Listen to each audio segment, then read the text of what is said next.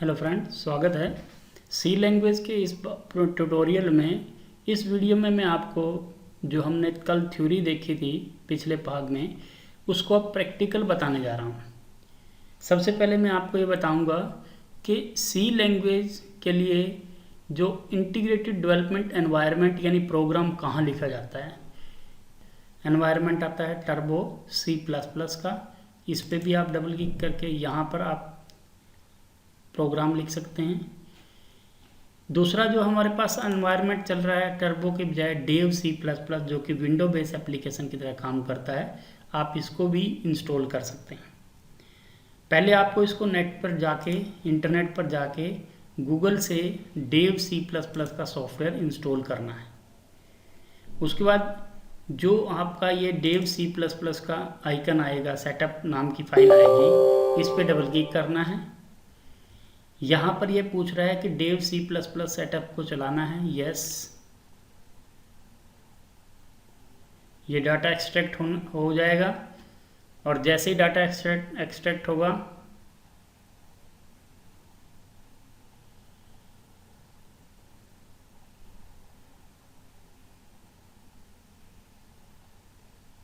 अब आपसे पूछ रहा है कि कौन सी लैंग्वेज में आपने सी को चलाना है। इस डेव C++ के वर्जन को चलाना है, इंग्लिश में या किस में। ओके प्रेस करना है। ये आई एग्री लाइसेंस की, ये आपकी डिस्क्रिप्शन आ रही है, कौन कौन सी फाइल शॉर्टकट किस नाम से बनेगा, नेक्स्ट कीजिए। कहाँ पर आपने सी लोड करनी है, आपने मान लीजिए सी को डी रूट पर लोड करना है। डी रूट यानी माई कंप्यूटर में जाएं, पहले आप अपने कंप्यूटर में रूट देख लें कि सी और डी रूट हैं या नहीं है।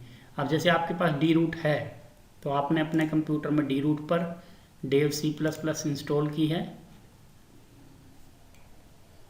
ये प्रोसेस पूरा होने तक वेट करें, तब उसके बाद नेक्स्ट आएगा।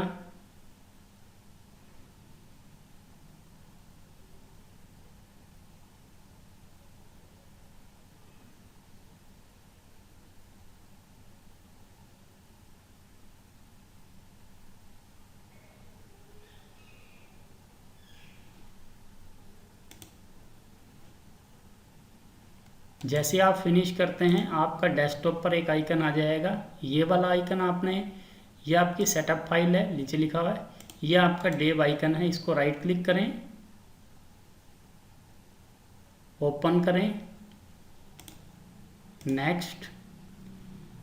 ये आपका लुक कैसा आएगा, यहाँ पर C++ के अंदर चलाना है या क्लासिकल वर्जन चलाना है। फिर नेक्स्ट करें, यस करें। ये हमारी सी लैंग्वेज का फर्स्ट डेव C++ का फर्स्ट एंड लुक है। अब आपने इसमें क्या करना है, फाइल में जाना है, न्यू में जाना है, सोर्स प्रोजेक्ट। ये हमारा जो पेज है, आपने यहाँ पर अपने प्रोग्राम को तैयार करना है। उस प्रोग्राम को तैयार करने के लिए मैं आपको प्रैक्टिकल समझा रहा हूँ कैसे से करना है। जैसे पहला प्रोग्राम हमारा करने के लिए फाइल में जाएंगे,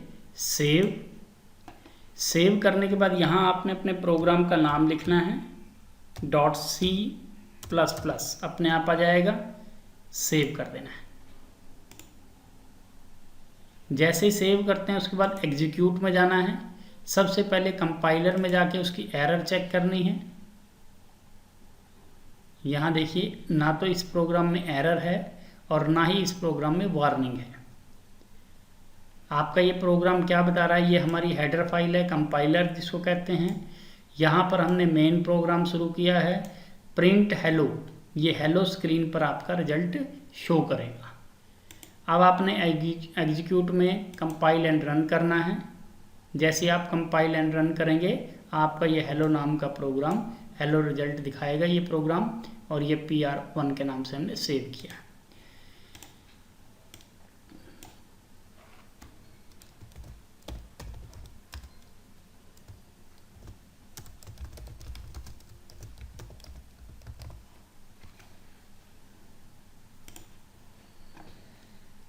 तो अब हम सेकंड प्रोग्राम लिखते हैं। सबसे पहले देखिए, मैं आपको बता रहा हूँ सम ऑफ 2 नंबर के लिए जैसा कि हमने पहले वीडियो में कोई प्रोग्राम बनाते हैं, जैसा कि मैं आपको बताने जा रहा हूँ sum of two number and multiplication of two number का। तो हमेशा याद रखिए, पहले आपने क्या करना है, आउटपुट देखनी है। जैसा कि हम पहला नंबर फर्स्ट नंबर एंटर करेंगे यानी स्कैन कराएंगे, फर्स्ट नंबर आपका जाएगा ए में, फिर आपने सेकंड नंबर लिखा यानी ये लाइन प्रिंट आएगी यूं की यूं स्क्रीन पर, और ये स्कैन होगा बी में, सेकंड नंबर आपका बी में जाएगा। सी में ए प्लस बी यानी ये दोनों सम हो जाएगा, और डी में ए मल्टीप्लाई बी यानी ये मल्टीप्लाई हो जाएगा, और उसके बाद सम और मल्टीप्लाई प्रिंट होकर आपका कंप्यूटर स्क्रीन मेन प्रोग्राम को बंद कर देगी। तो इसमें सबसे पहले फ्लो चार्ट क्या है, पहले फ्लो चार्ट मैं बता दूं। फ्लो चार्ट यानी प्रोग्राम को आपका सबसे पहले प्रोग्राम स्टार्ट करना है, आपने मेन लगाना है, फिर आपने दो नंबर स्कैन करने हैं, रीड करना है यानी ए और बी रीड करना है, फिर उनको जमा या घटा या गुना जो भी करना है प्रोसेस करना है, फिर उसकी आउटपुट आएगी, देन उसको प्रोग्राम को स्टॉप करना है। फ्लो चार्ट ये है हमारा, और एल्गोरिथम ये है हमारी। आइए हम प्रोग्राम, जैसे हम नया प्रोग्राम लेते हैं तो सबसे पहले आपको क्या लगाना है, डॉक्यूमेंटेशन यानी आपको कमेंट लगाना है कि ये प्रोग्राम क्यों बना रहे हैं। आपकी इच्छा है आपने लगाना है या ये लाइन नहीं लगानी है। जैसे मैं लिख देता हूँ प्रोग्राम का नाम, program of sum of two number 1 और नंबर 2, यानी दो नंबर लेने हैं और उनका हमने सम निकालना है। अब कमेंट लगाया है इसलिए आप इस लाइन को छोटा भी लिख सकते हैं और इस लाइन को बड़ा भी लिख सकते हैं। फिर आपने लिखना है यहाँ पर इंटीजर मेन, हेडर फाइल देनी है, सबसे पहले आपने हेडर फाइल लगानी है। देखिए हेडर फाइल को हम प्री प्रोसेसर भी कहते हैं, और इनको आपने सबसे पहले हैश से यूज़ करना होता है। इंक्लूड, ये हमने इंक्लूड करनी है जो कि हमारे पॉइंटर से चाहे लेफ्ट साइड में हो चाहे राइट साइड में हो, यानी ये फाइल को ढूंढकर जो कि हेडर फाइल है निकाल कर लाए। फिर हमने यहाँ मेन, इंटीजर मेन लिखना है इसमें, जबकि आपकी जो टर्बो सी लैंग्वेज है उसमें खाली मेन भी चल जाएगा, लेकिन डेव C++ में आपको इंटीजर और मेन साथ में देना पड़ेगा। अब ये जो लाइन यानी हमारा प्रोग्राम यहाँ स्टार्ट हुआ है, शिफ्ट और 9 से दबाया मैंने ये, और ये शिफ्ट और 0 से दबाया है, यानी ये 9 से दबाओगे तो ये ऑटोमेटिकली इस प्रोग्राम के इस वर्जन में ऑटोमेटिकली आ जाता है। इसके बीच में हमें प्रोग्राम को लिखना है, और यहाँ पर पहली लाइन जो आएगी वो वेरिएबल की आएगी। जैसे कि मैं पहली बारी वेरिएबल इंटीजर यूज़ कर रहा हूँ। इंटीजर के अंदर आप यूज़ कर सकते हैं 2 बाइट, यानी 32,000 प्लस से -32,765 वर्ड तक यूज़ कर सकते हैं। अगर बाई चांस आप 40,000 प्लस 40,000 जोड़ेंगे तो इंटीजर में उसका आंसर करेक्ट नहीं आएगा, क्योंकि उसकी वैल्यू 2 बाइट तक होती है सिर्फ। अब जैसे मान लो पहला नंबर हमने लिया यहाँ पर नंबर 1, नंबर 2, सम हम लेते हैं सम में, और मल्टीप्लाई लेते हैं हम मल्टीप्लाई में। ये वेरिएबल ले लिया हमने 4। अब हम लिखेंगे printf enter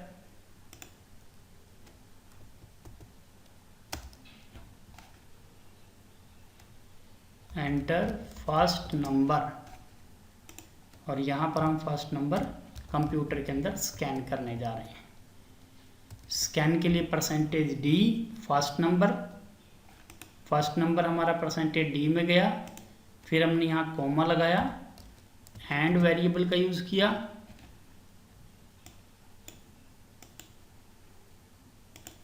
and a first number में हो गया हमारा। फिर हमने कहा प्रिंटफ एंटर सेकंड नंबर,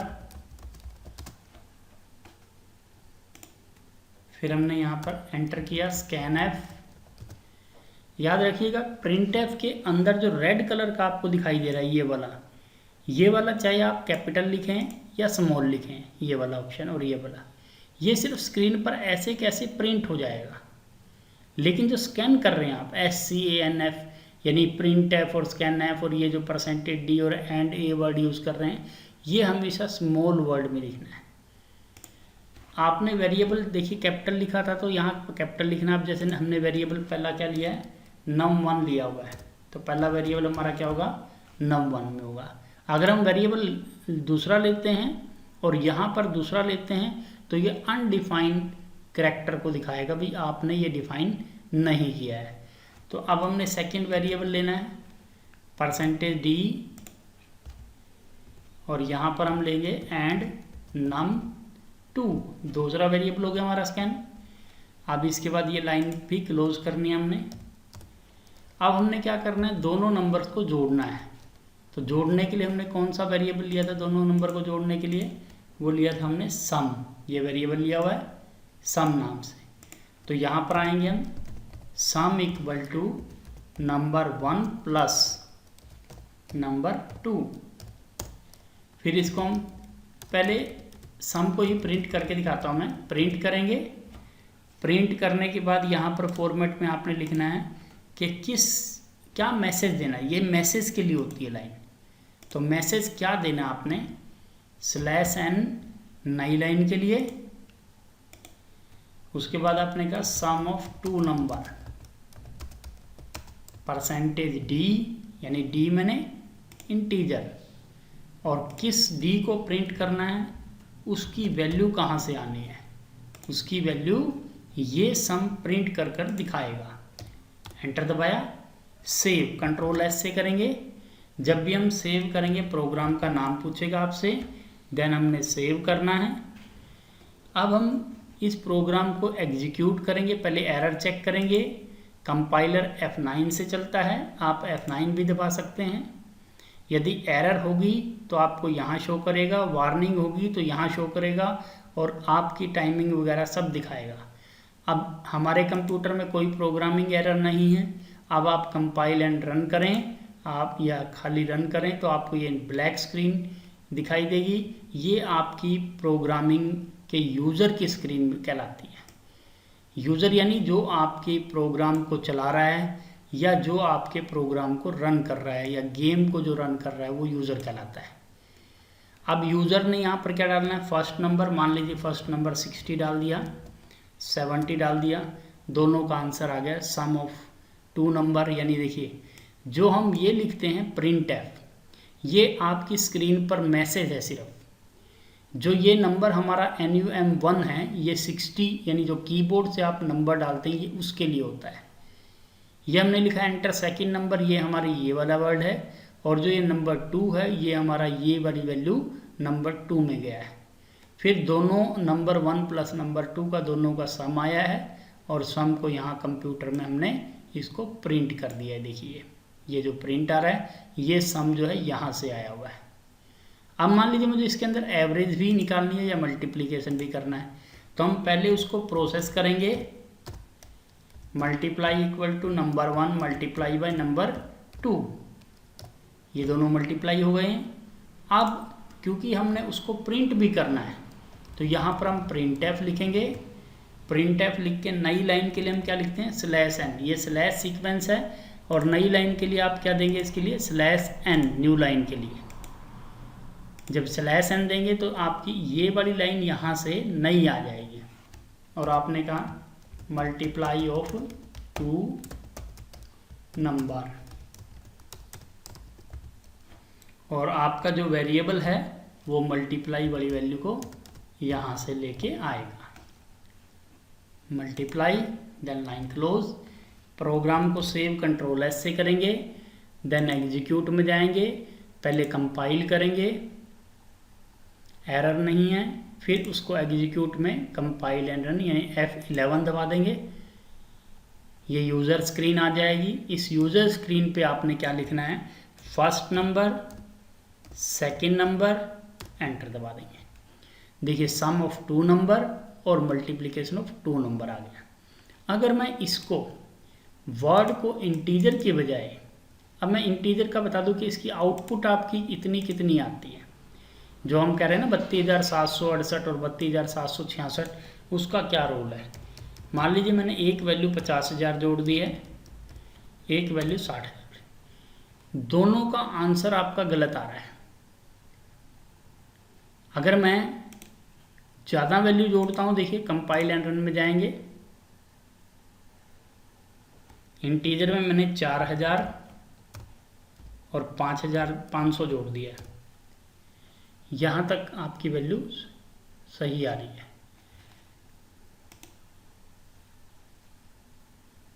अगर मैं इसकी जगह फ्लोट लेता हूँ, फ्लोट, तो फ्लोट के हमें दो बेनिफिट मिलते हैं। पहला बेनिफिट फ्लोट का है कि आप डेसिमल वैल्यू भी ले सकते हैं। दूसरा वैल्यू बेनिफिट ये है कि उसमें बड़ी वैल्यू भी ऐड हो जाती है। और जब आप फ्लोट लेंगे तो एफ डी के स्थान पर एफ का इस्तेमाल करेंगे। जहाँ जहाँ परसेंटेज डी लिख रहे हैं वहाँ वहाँ परसेंटेज एफ लगाएंगे। सेव करेंगे कंट्रोल एस के साथ, और अब यहाँ पर पहले कंपाइल करेंगे, फिर हम उसको एग्जीक्यूट करेंगे यानी रन करेंगे। अब आप यहाँ पर 5.6 और 6.7 इनको भी जोड़ सकते हैं। इंटीजर में ऐसा नहीं होता है, इंटीजर में आप डेसिमल नहीं दे सकते हैं। देखिए यहाँ पर हमारे पास जो डिफाइन वर्ड है उसमें पाई की वैल्यू, आप जानते हैं एरिया ऑफ सर्कल निकालना है मान लीजिए के लिए, और एक वैल्यू रेडियस वैल्यू के लिए। फार्मूले के देखिए इधर जो लिखा हुआ है वो हमने स्कैन कराना है यानी रीड कराना है, लेकिन यहाँ पर पाई की वैल्यू हमने फिक्स कर दी है कि पाई की वैल्यू 3.144 है, और वही हमने आंसर को यहाँ पर प्रिंट कर दिया। तो कैसे करेंगे?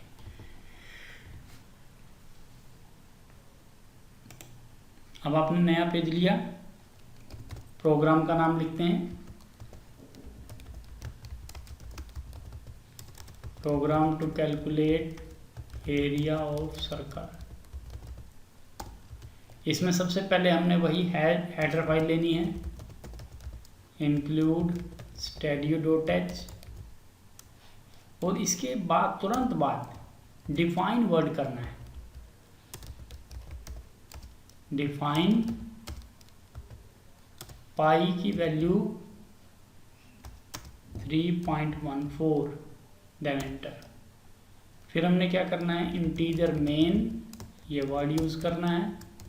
फिर हमने फ्लोट लिया, अमाउंट, एरिया, और हमने लिया रेडियस R4।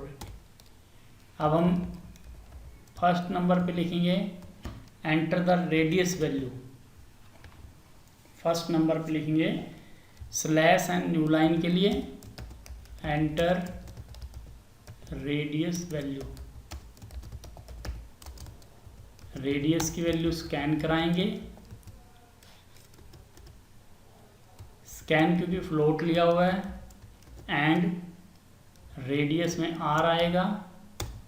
एरिया कैसे निकलेगा, एरिया इक्वल टू पाई। पाई की वैल्यू जो हमने यहाँ फिक्स कर दिया, वेरिएबल क्या लिया उसके लिए, कांस्टेंट वेरिएबल पी आई लिया है। तो P I is a constant variable into R। Then हमने इसको प्रिंट करना है। किसको प्रिंट करना जा रहे हैं हम प्रिंट करने जा रहे हैं एरिया को, ये जो एरिया लिखा हुआ है।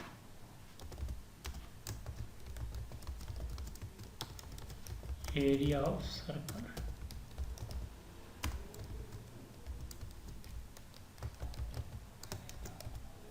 अब इसको सेव करना है प्रोग्राम को। हमने कहा PR4 और इसको हमने सेव कर दिया है। अब जैसे ही हम इसको एग्जिट कंपाइल में जाएंगे, पहले कंपाइल में हमें यहाँ दिखाएगा एरर नहीं है। अब आप कंपाइल एंड रन में जाएं, आपने 7 डाला, एंटर दबाया, 153.86 इसका आंसर आ गया है। कैसे? अब फ्रेंड्स मैं आपको बताने जा रहा हूँ सिंपल इंटरेस्ट कैसे निकालते हैं। जब भी हम सिंपल इंटरेस्ट निकालने जाएंगे तो हमें याद रखना है कि जो हम फार्मूले से इधर वैल्यू लिखते हैं, जैसे आपने amount into rate into time divide by 100 किया हुआ है, तो जो हम फार्मूले से इस तरफ लिखते हैं उनको हमेशा स्कैन करें, यानी वो वैल्यू कस्टमर से रीड कराई जाती है, यानी उसको स्कैन कराया जाता है। जो वैल्यू हम इधर लिखेंगे सिंपल इंटरेस्ट, वो हमारा प्रिंट होगा, यानी उसका आंसर आएगा और वो यहाँ पर प्रिंट हो गई। और इस प्रोग्राम में हम करनाल फाइनेंस कंपनी एक कांस्टेंट वैल्यू लेने जा रहे हैं, यानी प्रिंट करेंगे सिंपल उसको। कस्टमर का नाम जो कि चेंज हो रहा है, कभी लोन लेने कोई आता है, कोई कभी आता है, कभी बी लोन लेता है, कभी सी लेता है, कभी डी लेता है। तो जो कस्टमर का नाम है वो हम कैरेक्टर वेरिएबल यूज़ करेंगे इस प्रोग्राम में। तो हम कैसे करेंगे, देखिए सबसे पहले हमने क्या करना है, नया प्रोग्राम लेना है, सोर्स प्रोग्राम। जैसे आप नया प्रोग्राम लिखते हैं, ऊपर सबसे पहले आप प्रोग्राम का नाम दे दीजिए, ज़्यादा बेटर नहीं भी देंगे तो भी कोई दिक्कत नहीं। हैश लगाएं include stdio.h, यानी पहली लाइन हमेशा ये होगी, दूसरी लाइन ये होगी, उसके बाद प्रोग्राम शुरू एंड प्रोग्राम क्लोज। ये 4 से 5 लाइनें तो फिक्स हो जाती हैं। अब आ गई है वेरिएबल की बारी। तो पहली लाइन में वेरिएबल हमेशा कैरेक्टर यूज़ करना है, और नाम क्योंकि कस्टमर का नेम है वो हर बार अलग होगा, उसको एरे में यूज़ किया हमने। भाई हम नाम के अंदर 20 वर्ड भी लिख सकते हैं। It is not a character, it is a combination of character, यानी कैरेक्टर एरे है ये कैरेक्टर एरे में 20 वर्ड आप ले सकते हैं, यानी ANIL 4 वर्ड हैं, ऐसे 20 वर्ड तक आप इसमें ले सकते हैं। दूसरे नंबर पे फ्लोट में हमने अमाउंट लिया, रेट लिया, और टाइम को हम इंटीजर के अंदर ले लेते हैं टाइम। तो यानी तीनों वेरिएबल्स का मैं यूज़ करने जा रहा हूँ, कैरेक्टर, फ्लोट और इंटीजर का। इंटीजर हमने इसलिए लिया, टाइम को हम सिंपल 1 साल 2 साल 3 साल ऐसे यूज़ करने जा रहे हैं।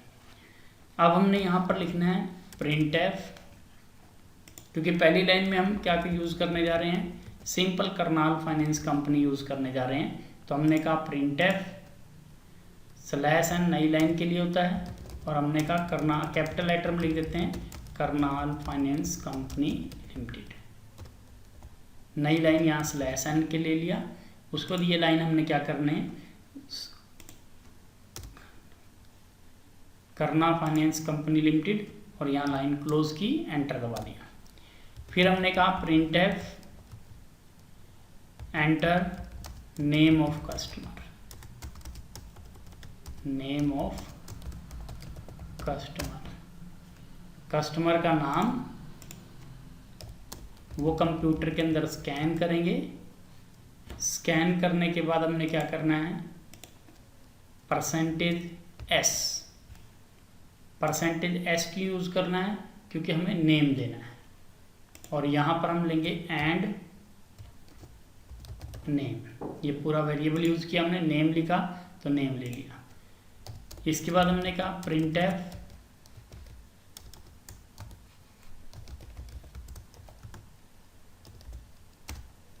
आपने कहा एंटर अमाउंट, अमाउंट जो ले जा रहा है कस्टमर वो एंटर करें। इसके बाद लाइन क्लोज, स्कैन f, यानी ये कंप्यूटर के लिए यूज़ हो जाएगी। f यूज़ किया हमने, और यहाँ पर एंड अमाउंट। फिर हमने कहा printf एंटर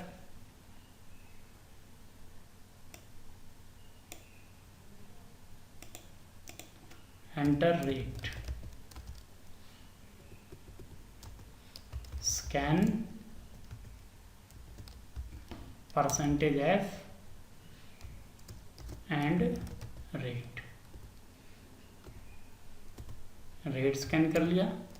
फिर हमने टाइम को स्कैन करना है, यानी ये जो वर्ड देख रहे हैं आप, ये जो लाइन printf हो रही है, ये लाइन सिर्फ क्या है, ये आपके वेरिएबल्स को, कांस्टेंट को प्रिंट करने के लिए यूज़ हो रही है। यानी जो मैसेज आपने देना है, ये उस मैसेज को दिखाने के लिए आपने लिखी हुई लाइन है ये। जैसे आपने कहा एंटर टाइम,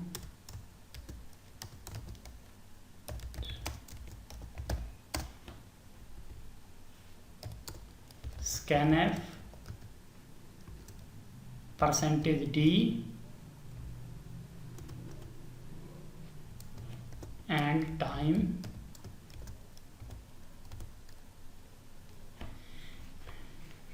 ये आ गया। इसके बाद हमने क्या करना है, फार्मूला लगाना है। फार्मूला लगाने के लिए हमने क्या वेरिएबल लिया है, वो नहीं लिया है। अब हम वेरिएबल लेने जा रहे हैं। मान लीजिए वेरिएबल नहीं लेते हैं और यूज़ कर लेते हैं तो क्या होता है, SI वेरिएबल लिया।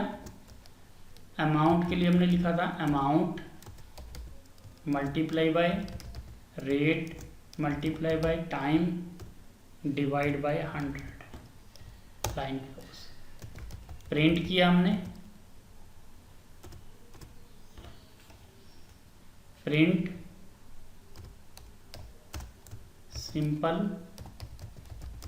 इंटरेस्ट परसेंटेज एफ लिया, SI ब्रैकेट बंद line close, then main program बंद हो गया।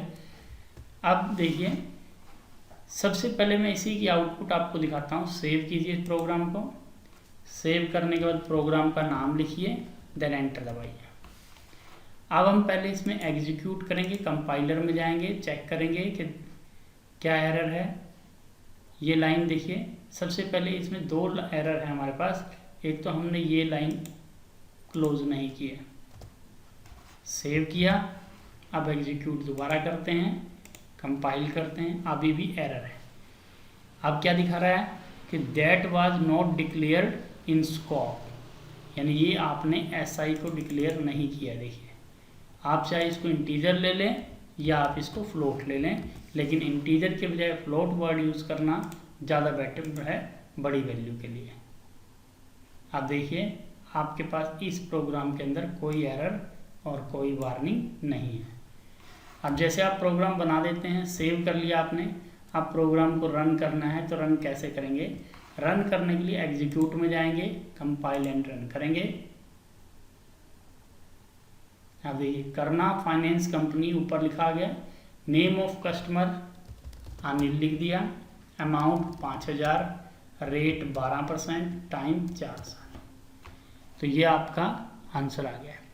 देखिए इनमें दोनों में स्पेस अलग आ रहा है, इसमें स्पेस अलग आ रहा है। ऐसा कारण क्या है, एक तो ये, और जैसी ये लाइन लगी हुई है, मैं चाहता हूँ एक लाइन यहाँ भी आए और एक लाइन दुकान के नाम के बीच में भी आए। तो इसके लिए हमें क्या करना है, सबसे पहले यहाँ आना है जहाँ आपको लाइन चाहिए, printf /n, जहाँ आपको लाइन चाहिए वहाँ डबल लाइन लगाएं, /n लाइन क्लोज। फिर जैसे बीच में करना है बीच में करें, ये सिर्फ एक फॉर्मेटिंग लुकिंग अट्रैक्ट करने के लिए है। फिर यही लाइन कॉपी की मैंने, Ctrl+C सेलेक्ट किया, Ctrl+V पेस्ट किया, सेव किया। अब यही लाइन मुझे यहाँ भी चाहिए सिंपल इंटरेस्ट से पहले, लेकिन यहाँ डबल नहीं सिंगल चाहिए, तो मैं प्रिंट करूँगा। प्रिंट करने के बाद /n नई लाइन के लिए, single line, then /n, then line close. अब आप देखेंगे इस तरह का ये फॉर्मेट हमारा आएगा जैसा हमने फॉर्मेट बनाया है। आप देखिएगा, आपने रन में जाना है, एग्जीक्यूट पहले कंपाइल कीजिए, फिर आप एग्जीक्यूट में जाइए, कंपाइल एंड रन। आप देखिए सबसे पहले ऊपर लाइन आई है, फिर इसके बाद बीच में करनाल फाइनेंस कंपनी लिखा गया है, फिर enter the name of customer Anil लिख दिया, amount, rate, time and then answer आ गया। और यहाँ भी देखिए एक लाइन ऐसे आ गई है, नीचे आंसर आ गया। इनके बीच में लाइनों में गैप नहीं आया, इसका कारण हमने यहाँ पर तो /n नहीं दिया, यहाँ भी दे देते हम /n एक, इसके अलावा एंटर यहाँ भी दिया हुआ लाइन में /n, यहाँ नहीं दिया हुआ /n। आप देखिए /n दे दिया। जैसे हम यहाँ /n देते हैं, अब हम एग्जीक्यूट कंपाइल में जाएंगे, देन एग्जीक्यूट में जाएंगे। आप देखिए कस्टमर का नाम,